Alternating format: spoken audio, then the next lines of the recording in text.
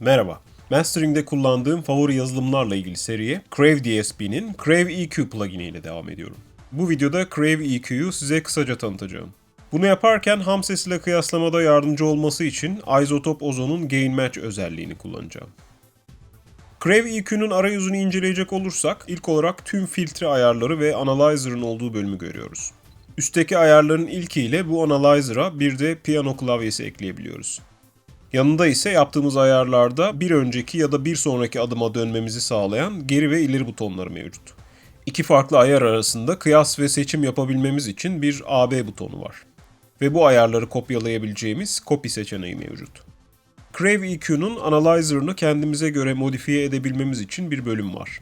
Burada yazılıma giren ve yazılımdan çıkan sinyali analyzer üzerinde görüp görmemeyi belirleyebileceğimiz in ve out seçimleri mevcut. Resolution ve Latency seçenekleriyle Analyzer çözünürlüğü ve hızını ayarlayabiliyoruz.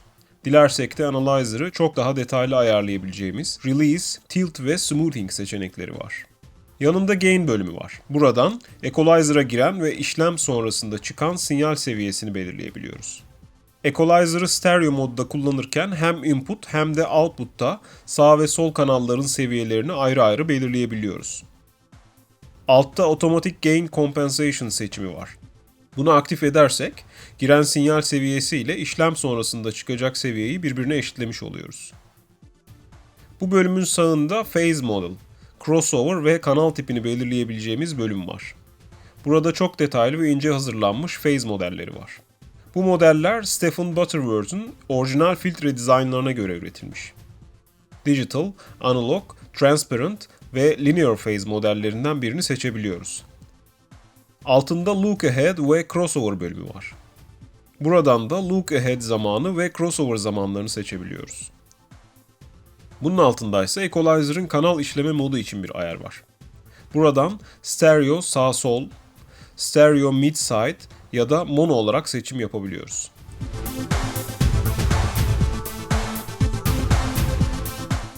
En sağda tüm filtreleri sıfırlayıp kaldırmamıza yarayan Clear seçeneği var.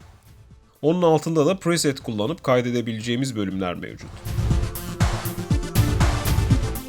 Crave EQ'ye yeni bir band eklemek çok kolay. Bunun için Analyzer penceresi üzerine çift mouse tıklaması yapmak yeterli.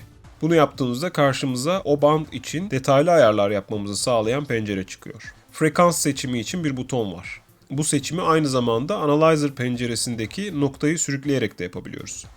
Band genişliği yani Q ayarı ile Gain ayarı için de hem butonları hem de kaydırma yöntemini kullanabiliyoruz. Aynı zamanda mouse scroll'u yardımıyla da seçili bandın frekans genişliği ayarlanabiliyor.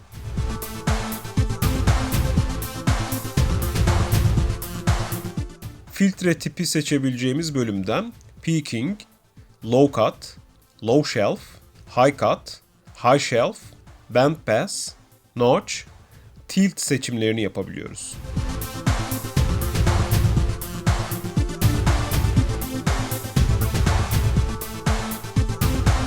Hemen altında oktav başına kaç desibel değişme istediğimizi belirleyebileceğimiz bölüm var.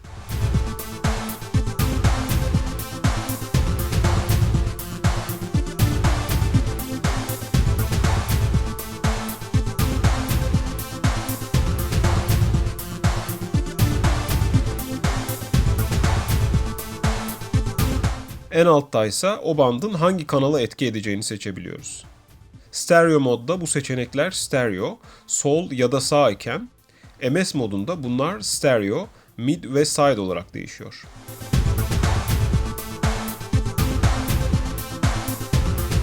Kullanacağımız her bandın seçimleri birbirinden bağımsız. Dilersek 3 modu da aynı anda farklı bandlarda kullanabiliyoruz.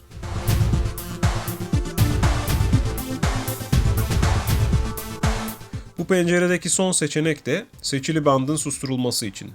Küçük hoparlör butonuna basıldığında seçili band devre dışı kalıyor. Analyzer üzerindeki band düğmelerine çift mouse tıklamasıyla o bandı soloya alıp dinleyebiliyoruz. Böylece seçili bandı seçili Q değerinde izole edip müdahale edilecek frekansları dinleyebiliyoruz. Solda Analyzer penceresinin Gain Range ayarı mevcut. Buradan 30 desibel ile 3 desibel arasında değişen farklı seçimlerden birini yapabiliyoruz. Ben mastering sırasında yüksek gain ayarlarıyla çalışmadığım için bu seçimi 6 desibellik bir aralıkta tutuyorum. En sağda da Spectrum Analyzer'ın aralık seçimi ile çıkış seviyesi göstergeleri mevcut. Şimdi dilerseniz Crave EQ'yu aksiyonda duyalım.